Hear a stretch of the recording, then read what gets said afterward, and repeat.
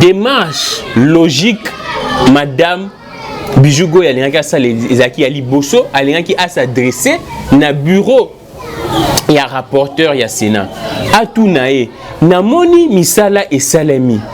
Est-ce que je peux avoir des documents na makambo wana? Yé a sauté apparemment selon les dires de Tambou Mwamba, selon aussi l'acte posé par la sénatrice, Ezako révélé bisoké. Il y a quelque chose déjà entre Bango et de découvrir Yango. Je venais de vous montrer toutes les conséquences risque nini otozo courir. Alors, yoza muto lamuka, oza muto UDPS ou Landang, oza muto FCC.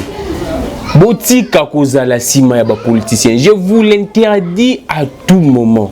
Cessez de courir derrière les politiciens. Bazaka kana ba agenda na bango. À part ça, bazane loko mususuté. Soki to sali cumule ya ba déficit au nyonso durant l'année 2019. Mais on peut savoir nos chiffres na moto zaï déjà na déficit wana. Et to bandi année 2020 na déficit. Ole ba konzi ba yoka ba conseil biso to pesa bango bazolanda ba flatteur bazolanda batu oyo ba kumisaka bango batu oyo ba loba makomesa bango plaisir. To bandi 2020 to bandi janvier na déficit to ke février même to ke mars même ata Covid-19 et yakate on allait toujours arriver dollar et toujours et mata. Au contraire que Covid-19 et que sauver biso.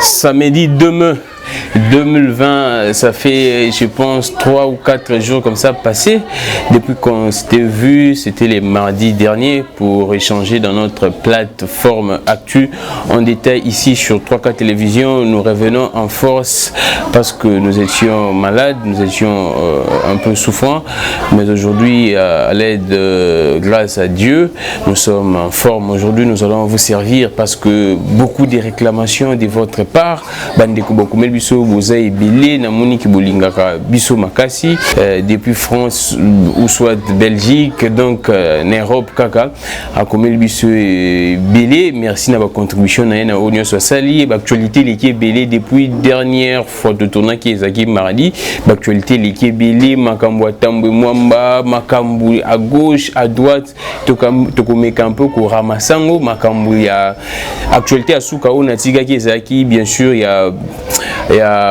affectation, il y a secrétaire généraux. Heureusement, dans l'obéla qui ont déjà comme dans l'obéla qui il y a un excellent qui apparemment vous pouvez croire que Nazaki, Naza prophète ou bien Nayebaki Makambu. Et ça la même mission Souka pour te kende directement, te banda directement mission Souka. Bon, avant tout zoango lelo to l'obéla, pourquoi est-ce que dollar et mati na Kinshasa? Bako sibino au Covid-19 non. Makambo Covid-19 ezaka raison moko o eza na roloba eza raison moko minime, donc il y a raison moko autorozo na souka, mais eza vraiment Covid-19 te eza mara mususu no yebi sabino pourquoi dollar et mati na Kinshasa na Congo dollar est commis mususu déjà na 19 déjà, donc to lo belongo pourquoi est-ce que mati. Alors revenons mardi émission ce qu'on a ça là qui n'est bisabino. S'il arrivait que madame la ministre a boyi ko obtempérer na lettre oyouti pas dirkaba ya président de la République et kusuka ndenge nini et monaki na bisabino n'expliquer bino comment est-ce que les choses doivent se passer. Il fallait normalement dirkaba aleka pas premier ministre et aleka qui on a été directement na bisabino que et ça la marabongoté. Natangela bino article 91, je pense, il y a constitution, il y a article 81, il y a un article 91, et là vous comprenez déjà que les informations que nous chaque jour on actu en détail les informations où ils ont solo, ils ont analyse où ils ont objectif, ils ont analyse où ils ont tenté na émotion té na déraison té na posa ya mbongo té na posa elo musuté banalise auto memela bino ils ont analyse où ils ont vraiment na maïli ya solo na bisa ki bino que s'il arrivait que madame la ministre Aboya Irosukande tout moi madame Aboyaki et jusqu'à ce que le premier ministre a eu ça l'intervention pour à calmer le jeu. C'est ce que moi nalingaki ngana lobaki te kina naza contre président de la République ndenge a apprécié te boina lobaki nazaki contre ngote ngana nazaki na information on est selon Barthélemy Okito. Parce que jusqu'à présent, le président de la République n'a pas à se prononcer, en tout cas, non, se prononcer, président Mikolo Azane ko se prononcer, Azane Nancy Lazo Yambabatunaye, Zo Salamakambunaye, ou Etali Mboka Makambunaye, mais où Etali Mboka Makambu, sous Etali Mboka. Alors, tout le monde a qui Makambu Tundeng et les canets absence n'angaï, mais déjà, Naïbi Sakibino. N'a déjà prédiction, si je peux dire comme ça. Déjà que non, ce qui est commis bouillir et vous allez donc vous avez déjà la matière. Alors nous n'allons pas nous attarder sur ça. Mais les lots et l'eau qu'on a expliqué parce que nous sommes un samedi, c'est le week-end. C'est pourquoi même tenu Nabiso Eza moi décontracté quoi. Et j'ai nébiloté déjà lundi pour la tenue Pendaya ville pour na Essengo Nabino. Alors nos bureaux en ville restent toujours fermés parce que Gombe est toujours confiné, bien qu'il y a un déconfinement progressif, mais Gombe reste toujours fermé. Merci vraiment Nabino sur Bozo, continuez que s'abonner dans la télévision. Merci l'équipe Mbimba Charlie, Kanga, Matou, Koja Kabouya, Maman Mireille, Miraïsa, équipe vraiment Isa Mounene. Alors, pourquoi est-ce que tout d'échange et Mati Nambo Kanabiso Wana Mati Wana na émission. Il y a internet, il y a émission, il y a YouTube, il y a émission, il y a Kinboyo quand on te bat la vidéo du son parce que matière on a bon maîtriser on te bon va maîtriser plus ba matière va polémique ba maîtriser paix on te ba ya na ba polémique parce que boyebi ke ba yebi ke peuple congolais lingara ba polémique mais matière où ça concerner vraiment population ayeba comment est-ce que mbokozo kende ba ye la bino on te et ça fait tellement mal, je commencerai par cette phrase, ça fait tellement mal de voir dollar et mati, pourquoi? Vous savez, déjà depuis janvier, nazalaki wana pona ko yebisa bino pona ko alerter bino que non solde ba recette au toujours ça là par rapport ya ba dépenses au mboka na biso eza ko sala ba dépenses eleki ebele ke ba recette eza lokola yo ndongo za mutu bongo aux côtés c'est l'autre côté, bazo fout à côté, mais tu continues à dépenser beaucoup plus d'argent que aux côtés ça. Ce qui s'est passé dans notre pays, ce qui s'est passé vraiment dans notre pays. Depuis janvier, si tu commis en avril, bah recette chaque mois. J'étais vraiment là, ils ont quitté devoir de tous les mois, chaque mois devoir moi comme mensuel, il y a quoi qui non, bah recette nabiso ezamukie, bah konzambo kabasala effort où ils ont considérable pour bah recette mata bah dépense nabiso ekita.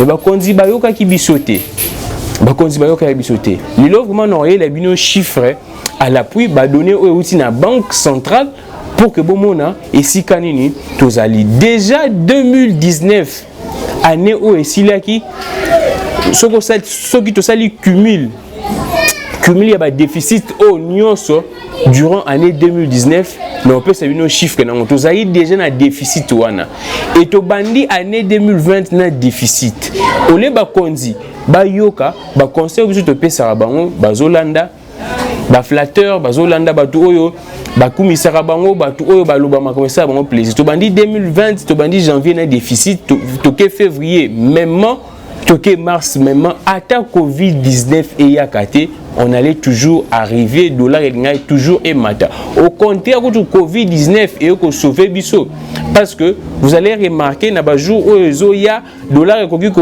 c'est stabilisé atteint à 18 euro ou bien que peut kita na ba 17 mais kokita je ne suis pas sûr mais que c'est stabilisé à 18 parce que souci il y a FMI Nenga moni biso toza menace za makasi ya Covid-19 et risque to koma na crise moko ya makasi FMI a prêté biso moi mbongo ya moi ebele oeza je pense 363 millions de dollars a prêté biso ya ngonde kutu et sauver biso pour nous faire face na hausse ya taux d'échange. Alors nous allons aller avec des chiffres pour que tout va comprendre quand nous venons chaque jour ici to lobaka makambu pombo kanabiso échanger bokanisa lokola to blagaka. Allons-y. Là ce sont vraiment les chiffres il y a banque centrale. Les francs congolais a perdu 3,04% et 6,76% de sa valeur respectivement à l'interbancaire et au parallèle sur les 4 derniers mois de l'année. On a beaucoup comprendre vraiment bien mais déjà n'a pas sibino entrée en matière que non, les francs congolais a perdu 3,04% et 6,76%. Alors, allons-y. Selon la Banque centrale, il s'est observé une hausse mensuelle de la base monétaire de 278,5 milliards de francs congolais en avril. Un accroissement essentiellement expliqué par celui du crédit net à l'État. En effet, juste au mois d'avril 2020, les comptes du Trésor a accusé un déficit mensuel de 200,4 milliards de francs congolais. Et l'obinine, na avril, on a fait avril, déficit, ba recette auto salaki, na ba dépense auto salaki, tozaki na déficit, il y a 200,4 milliards de francs congolais. C'est-à-dire l'État est dépensant qui mbongo mingi koleka ba recette. Et tozaki ndesi na nyongo, il y a 200,4 milliards.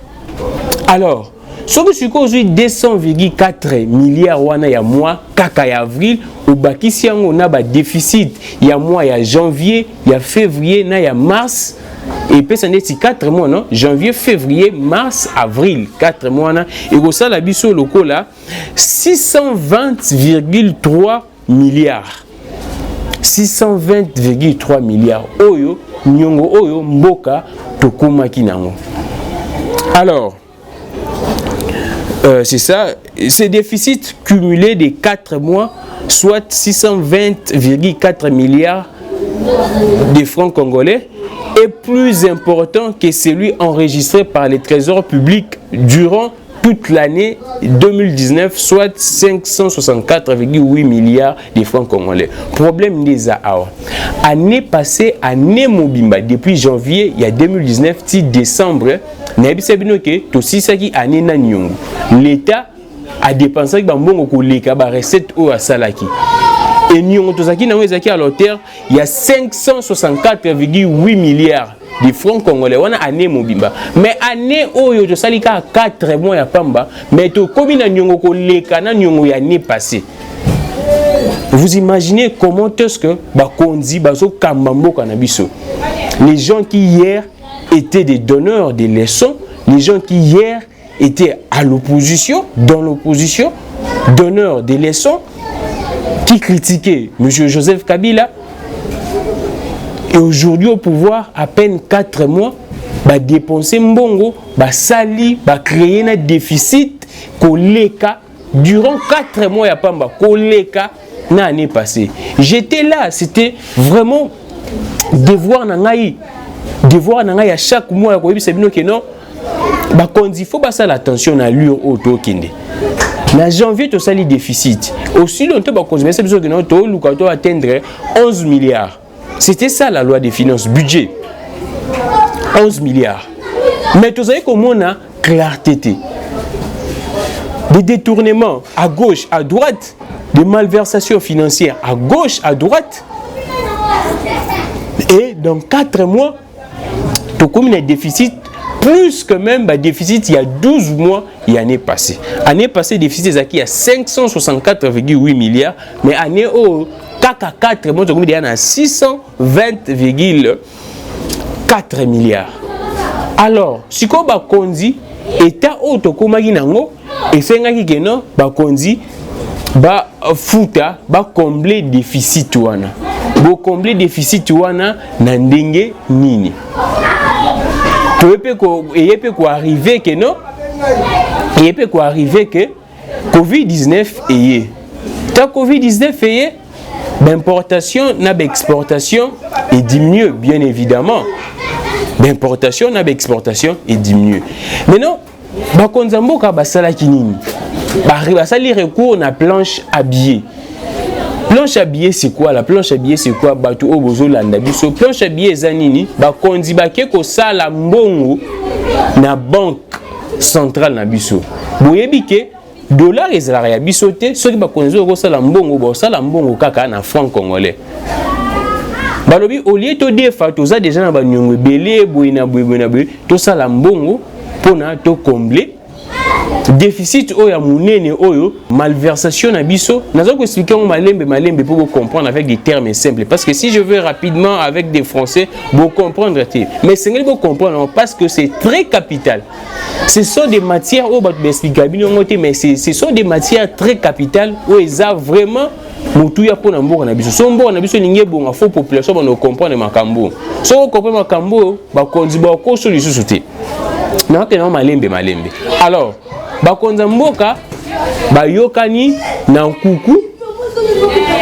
Ba yokani na kuku, bon na kuku te pour dire que na kuku makaba se mambe non. Ba yokani entre bango ba ko ça la planche à billets. Ba ko ça la mbongo, ba ko ça ba franc congolais. Basel ba franc congolais, alors terme bien sûr il y a mbongo oyo ko couvrir déficit. Allons-y. Le problème c'est que ce déficit a été financé par des avances monétaires de la BCC au gouvernement. Avance monétaire wana il a kizikaka planche à billets. Alors en clair, c'est par la planche à billets que l'exécutif national faisait financer ces déficits budgétaires, causant ainsi une expansion monétaire. C'est-à-dire quoi? Quand l'État a celle-ci ba franc congolais wana, l'État ba franc congolais wana a kozwango nini a kochango na marché. Yangwana soko botali bien bato bazana Kinshasa, soko kena ba banque bazo pesa bato mbongo mingi na franc congolais. Pourquoi? Parce que dollar est susté. Dollar est susté. Pourquoi?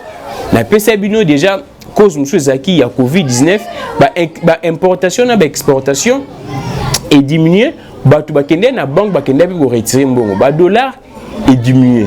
Quand le dollar est diminué, l'État n'a ba réserve naé azala qui sous vraiment na mbongo te. Azala qui na ba mbongo te. Il y a l'État à ça qui recourt na planche à billets, parce que la réserve au l'État zana des zalaka en monnaie étrangère, entre autres en dollars ou bien en or. Dès l'État a recourir na planche à billets, bambon wana ba franc congolais belé au l'État a salisi. Il faut ça nini à côté na marché, à injecter na marché. Quand on injecte on a marché et ça dit que ba franc congolais est commis et belé, dollar est diminué. Vous comprenez? Et si le dollar est 8 et yé komata. Donc ba konzinde ba sali que dollar est mata. Tant on va injecter ba mbongo na bango o ba sali na planche à billets wana na marché pour couvrir ba déficit. Ya buzo ba na bango ba sali. Le président de la République Azaki, je pense, dans Londres, dans Londres, nous a dit que non,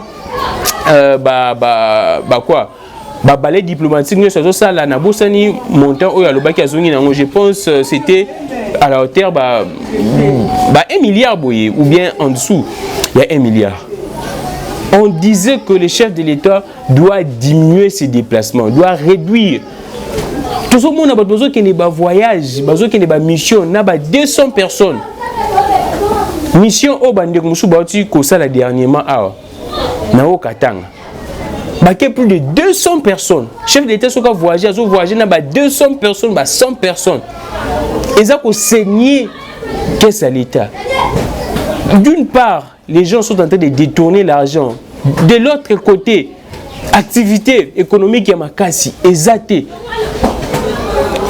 Donc, on dit injecter, on a salaki, et salaki, avec et coïncider na Covid-19, importation, exportation, c'est parce que tu auras dollar mingi, tangu, tout ça là, ou tu bengaka exportation, na importation p, parfois. Tant tout ça là, exportation, mais plus tard tout ça là, exportation, n'est-ce que côté ka, diamant na biso, or na biso. Tant que nous avons mondial, on a dollar bien sûr. Des bisous de rejoindre dollar. Des bisous de rejoindre dollar. N'engé ezalaka. Et monsieur super tant que ça là importation, moi on peut aussi gagner. Tant que importation il existe que toqué kosomba. Bien que tant soki toke kosomba plus parce que soki toke kosomba importation tosombi boyebi ke biso nde tokosomba biso nde tokozwa dollar topesi bango. Mais ça peut arriver aussi que na moins importation tozwa dollar ata mokie parce que soki tosombi tozwi yango ba commerçant ndenge pe ba te kaka awa et ko coïncider na arrivé à Covid-19 ba exportation na ba importation est diminué. Yango et ça là qui que non parce que toyebi que tozwara plus dollars tango to salara ba exportation, c'est-à-dire toza na ba minéraux na biso togo teka mundele asombi na dollar tozwi mbongo. Parfois aussi un peu d'importation, bien qu'importation, et si ça a besoin de coûts dollars, parce que dollars, tout ça, importation, on est là, il y a besoin de sombango dans dollar. Mais tant que sombango a wapé na marché, bien sûr, tout ça peut na ba ndeko mususu oyo bayaka awa ba mindele ya mususu pe ba somba biloko donc na échange si je peux dire comme ça ou soit na change ya ba service ndenge ezalaka wana moi ba dollar pe ekotara mais ezala très minime mais c'est plus na ba exportation.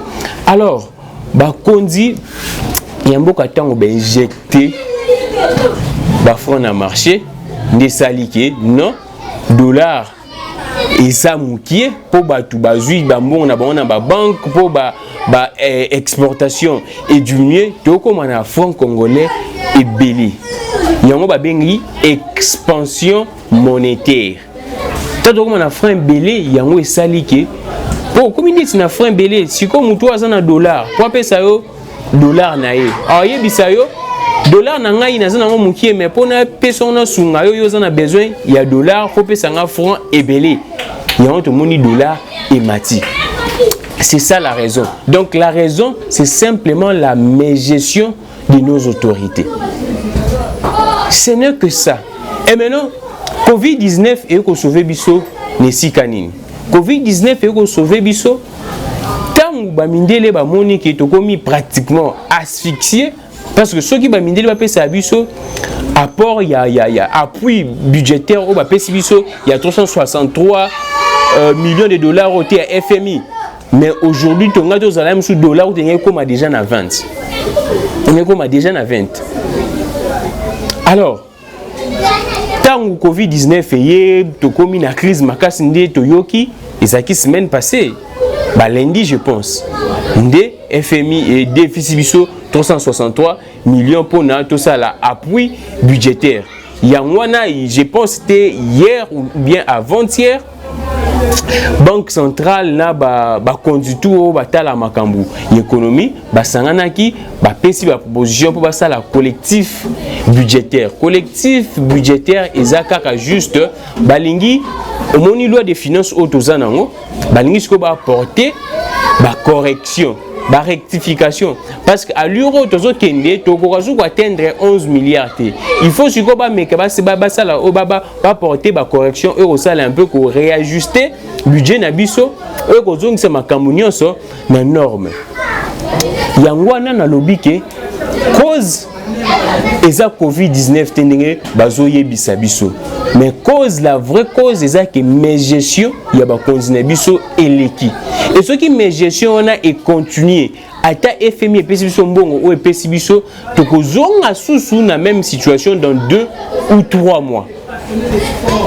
C'est pourquoi nous devons interpeller nos autorités. Ne soyons pas toujours fanatiques. Je venais de vous expliquer vraiment na kenango moi résumé pour na beau comprendre parce que si on a même un moulaï beau comprendre na kenango résumé simple avec des exemples même simples pour vous comprendre. Je répète parce que vous devez saisir ça. Vous devez saisir ça parce que ce que vous saisir en Sabino et tant que Sabino, eux, ils en profitent. C'est bison de tout le monde a passé. Ils vivent à l'aise. Ils vivent à l'aise. Bazana li pana bango kolia, bazana mikate na bango kolia, population de azo souffrir. Aussi longtemps, bango bazo piller ba recette en mort mais bazo matisaka ba salaire à batu.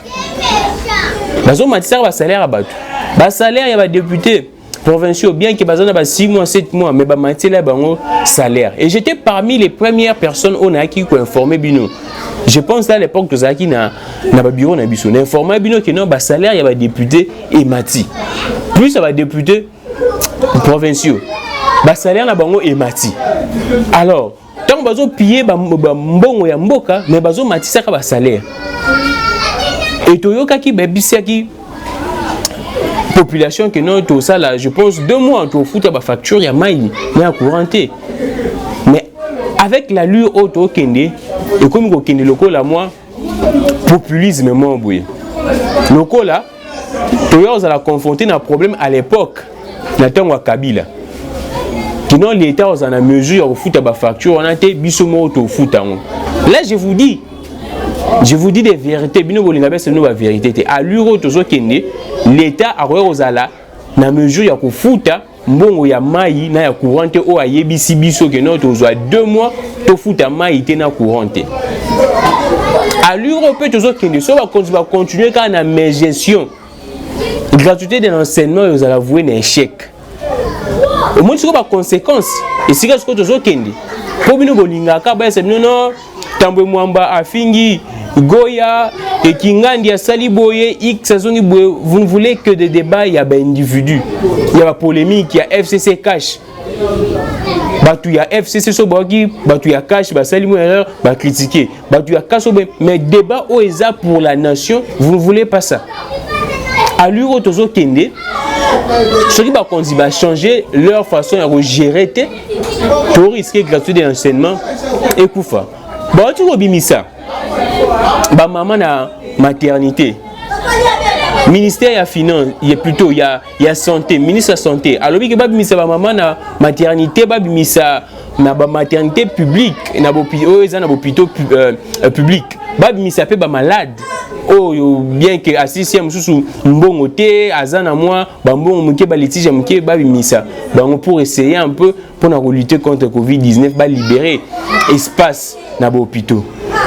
L'État, lui que l'État est en charge. Mais on risque l'État est en charge. Na yebite ceux qui ba hôpitaux, ba Rolanda, ba patient là je ne sais pas en tout cas. Et si ka tokoma. Donc, yoza mutu ya UDPS Rolanda ngai. Yoza mutu alamuka Rolanda ngai. Oza mutu ceux qui a parti politique songolo XY. Je vous dis toujours cessez en tout cas de soutenir les politiciens et les politiques. Je venais de vous montrer toutes les conséquences risque nini otozo courir. Alors, yoza mutu alamuka, oza mutu UDPS Holanda, oza mutu FCC. Botika kozala sima ya ba politiciens. Je vous l'interdis à tout moment. Cessez de courir derrière les politiciens. Bazaka kana ba agenda na bango. À part ça, bazane loko mususute. Binomo bozomono akamundenge elekana. Bozomono akamundenge elekana. Oyo afunda oyo, oyo afunda oyo, oyo afunda oyo. Tana zaki malade. Boyoga ke non en matière ya 100 jours. Batangi François Beya. Oaza conseiller en matière de sécurité à président de la République. Ils ont continué. Tous les bâtiments qui sont combattus par nani. Actuellement, il y a caméra, il y a comme audience publique. Comme audience publique, il y a un procès à caméra publique et les catines à TV. Pourquoi Bossengango? Nebisabino, émission à Souka na Salaki. Nebisabino, la vérité ni neza. Dans le dossier, et je vous avais dit aussi que non, affaire ce comme il comme pratiquement compliqué. Votre caméra, il est là comme bomber torse. Ils veulent maintenant démontrer à la face du monde que non. Batum susu o babimara dans le posto, il y a basantu, bazaba santu te. Toza wanate, tozongela makambu. O eza sérieux pour l'économie en mboka na biso. Peuple congolais lamuka. Moi je dis toujours Koutou, sokola misu pour mon clair, boto yebisa bakonzi, batika ko piller mbongo ya mboka. To yebisa chef de l'État, ba voyage ozo sala, eza ko apporter biso eloko morte ya malonga. Depuis chef d'État a voyagé, bah voyager belé. Boyebi combien écouter Namboka? Combien écouter Namboka? Et combien on a écouté Namboka? Et y en a combien? Aussi longtemps, dans 4 mois, pour un déficit, oyo, les canaux déficit, il y a l'année passée, il y a l'année mobimba 2019. Pourquoi est-ce que on a vu ce bazar la conscience? Je vous l'ai dit, vraiment, je m'adresse à la population congolaise, aux gens de la diaspora, aux gens partout, au Yéba. Qu'est-ce que nous devons faire en tout cas? Pourquoi est-ce qu'on a vu ce bazar la conscience? Et puis au Yéba, ça la vite. Parce que normalement, ils sont annulés, je ne sais pas en tout cas. Parce que déjà, Joseph Kabila Anomaki, ma secrétaire généraux, il fallait affecter, on a habité ce qu'il faut tester. Donc, entre-temps, nous sommes en train de ralentir l'administration publique, activité économique, paix et Zakokoufa. Namakambuya, Covid-19, après Covid-19, récession et Gokota. Tous les bâtis. Ceux qui vont continuer kaka. Konfuta mambongo likolo. Parce que bango non babandana kolia non mbongo non on a train de vie na on a train de vie non il y a des institutions. J'étais aussi parmi bato liboso on a lobaki. Tant on a zomona to ça va déficit. Solution liboso na pesa ki ezali no to diminuer train de vie. Il y a des institutions na biso, il y a des politiciens na biso. Mais jusqu'à présent, ba yo ki bisoté. Oh non, balingi peuple. Et le bata Sankar. Balingara, parler du peuple, tout balinga peuple. Moi je ne vois pas en tout cas. Depuis tout le Koloba, na moni peu honorable Moukeba, il n'a pas vraiment mbote si ça emboîter les pas. Alors que ba diminuer ba salaire na bango. Bien que ba salaire ba zo ngote mais ba diminuer ngo. Ba bande ba président, dotation la président. Salaire na ba diminuer ngo.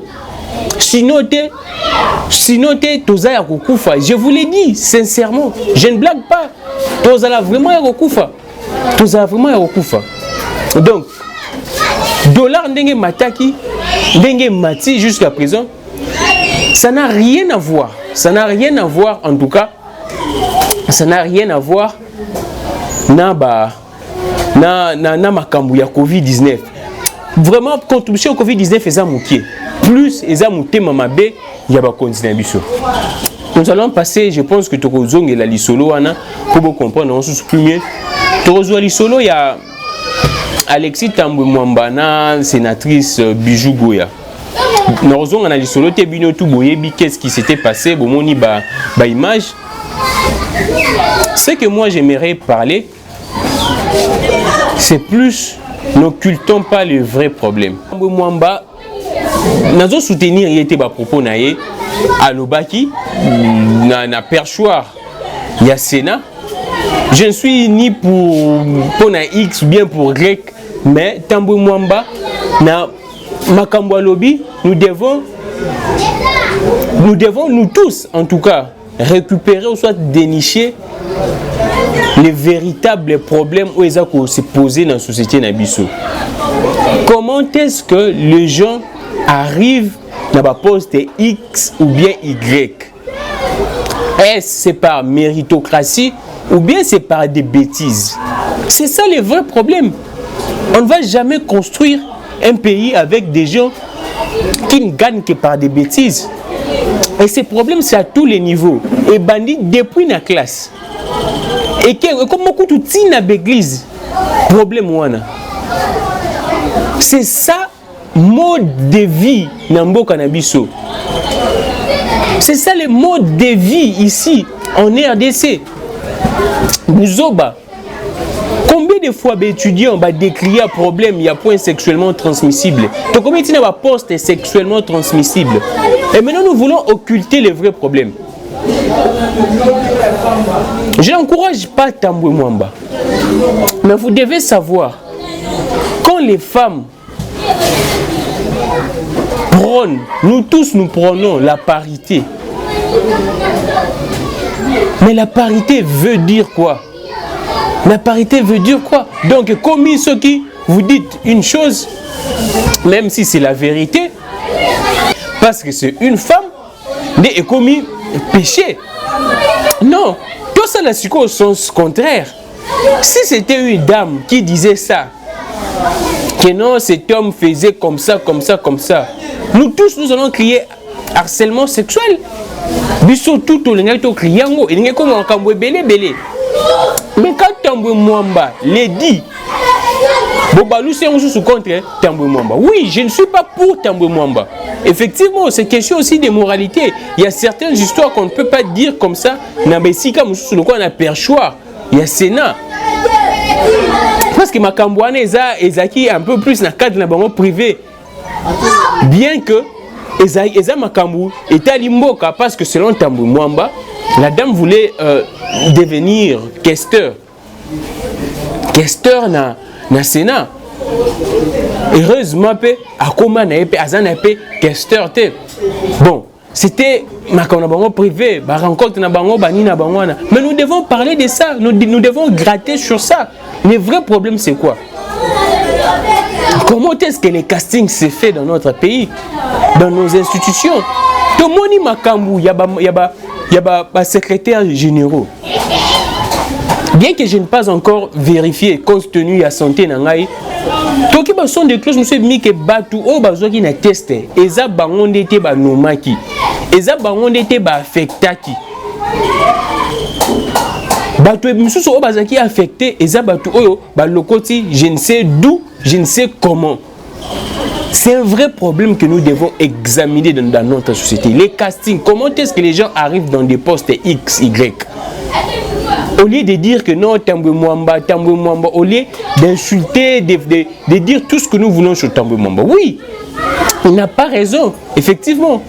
Mais madame aussi, Bijou Goya, je pense que c'est la vérité parce que dans l'année, Michel Salina Beliezer, Andimi que non, Alingaki, Akendaki, pas Alexis Tambwe Mwamba, Andimi pe que non, Abengisaki, Alexis Tambwe Mwamba, Yemoko Ndimiango. Bien que le soutien n'est pas interdit, demander un soutien pour que tu dois soutenir comme on a posté à caractère électif, si je peux dire comme ça électoral, ils sous-moutés. Mais est-ce que, selon les dires de Tambwe Mwamba, intentionnalité, il y a des mondes où on est qui bien été. Alors, nous devons gratter sur ça et dire que ça doit finir. Si c'était une femme qui disait ça, que non, Tambwe Mwamba, mais faisait ça.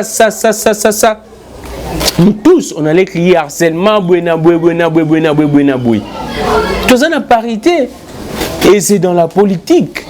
Soit vous restez chez vous, soit vous venez en politique. Si vous faites une action où ils ont bien été, on emploie ça. Même si Tambwe Mwamba, si Kabimisa qui ont été approprié, parce que Tambwe Mwamba, et c'est un cas plus les choses qui sont plus sérieuses que Makambouana. Nous n'encourageons pas cela, mais nous devons aussi décrier l'acte aux sénatrices Alinga qui a posé. Et nous devons encourager Tambwe Mwamba. Ndenge Aboyaki. Et les gens pensent que non Tambwe Mwamba Akimaki. Déjà je vous dis, Tambwe Mwamba, oui bien sûr il est le président et le Sénat. Mais madame Bijou Goya, démarche normale et l'ingé il fallait qu'il a s'adresser liboso na bureau et rapporteur. Parce que communication nyonso, il y a parlement, il y a assemblée nationale ou bien le Sénat, ils n'allaient pas de rapporteur. Démarche logique, madame Bijou Goya, il a s'adresser na bureau. Il y a rapporteur, il y a Sénat. Atunae, Namoni Misala et Salami. Est-ce que je peux avoir des documents? Namakambouana, il a sauté. Apparemment, selon les dires de Tambwe Mwamba, selon aussi l'acte posé par la sénatrice, Ezako révélé qu'il y a quelque chose déjà entre Bango et de découvrir Yango. Et il y a avant le document et comme ma pas Tambwe Mwamba, madame la sénatrice, je ne sais pas ce qu'ils aillent ou bien ma service taillé, va publier déjà dans les réseaux sociaux. On en est où dans ce monde où il faut publier dans les réseaux sociaux, les Kambou, attendons-nous et salamité. Au monde Moutou, parent naé aza na mbete hôpital, yé moi na mbete hôpital mais a publié. Là c'était juste une parenthèse. Donc démarche normale il fallait abandonner nous na bureau il y a rapporteur. Ce que bureau il y a rapporteur ba PCA ba document oyo et satisfaire y était ndé alinga ka ya na niveau il y a présidence. Il y a Sénat, c'est ça la démarche mais y a qui par rapporteur directement. Et c'est pourquoi vous voyez Tamboué Mwamba bien que à Loubé Makambouana, je pense avant Loubé Makambouana, c'était avant parce que après puis c'est moins désordre. Mais avant Loubé Makambouana a répondu qui déjà expliquer que non les premiers ministres étaient au courant bah dimanche c'est ça qui j'ai oublié ces messages les discours de Tamboué Mwamba. En tout cas mais Tamboué Mwamba a répondu que ayebi c'est que chose a beaucoup plus de précision à l'écart na bureau il y a rapporteur, il y a Sénat. C'est ça la démarche normale. Et tant que sénatrice, parce qu'à Woumeli na Sénat, depuis Kengo, depuis 2007, 2008, jusque Siko, donc, à Yebi, comment est-ce que Sénat fonctionne? Pourquoi passer directement par Tamboué Mwamba? Aussi longtemps, il y a les qui nous par rapporteur. Donc, il y avait quelque chose en Guissou-Roche. Je suis ni contre la dame, ni contre Tamboué Mwamba. Ni pour l'un, ni pour l'autre.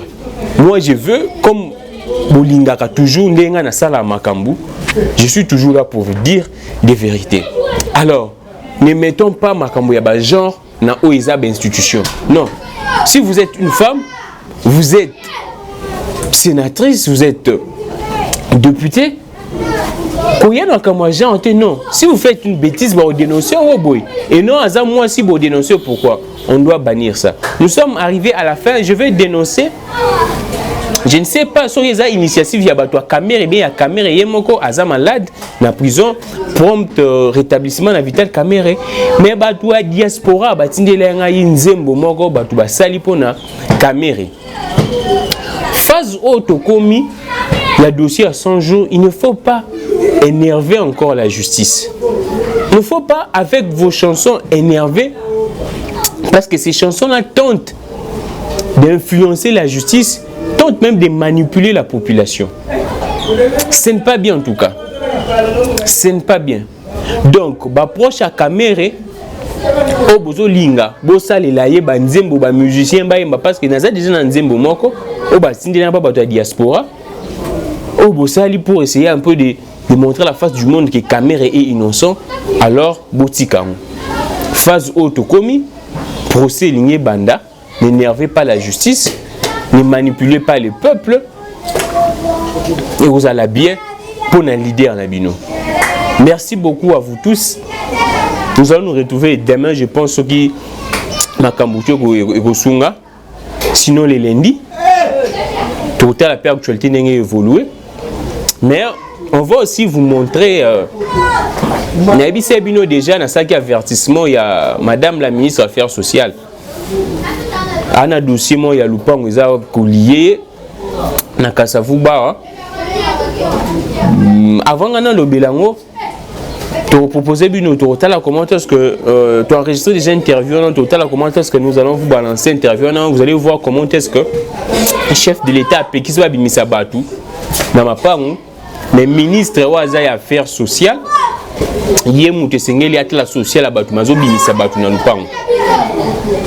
Merci à Charlie Kanga pour les images to loba vraiment belité santé ça vous permettre de bomoni n'engé peut toujours loba moi attitude Nzamba Sunga toujours vraiment en forme to il a bien d'informations et belé mais continuons d'être sérieux d'être vraiment trop dur envers nos autorités sinon toujours tendre na chaos je vous avais dit prophète na mission nanga je vous avais dit ne pensez jamais que non FCC Akoluka a mis ma président de la République a éjecté le président de la République, c'est-à-dire à mettre le président de la République en accusation. Et Koko Maté, le monde de Henri Magie à l'Obiango, et Koko Maté. Mais, Binon de Bosunga, chef de l'État. Entourage à chef de l'État, Bato Bazan, entourage à chef de l'État, Bosunga, chef de l'État. Ça doit changer. Merci à Matou Mona La coordination, Gloire Kabongo, merci à Charlie Kanga pour les images. Merci à Maman Mireille Miraïsa, merci à Kojak Kabouya. Libérons nos esprits qui vivent l'indépendance de l'esprit n'est jamais trahir. La raison que les dieux parfaits qui actionnent nous aident à perfectionner. Au revoir.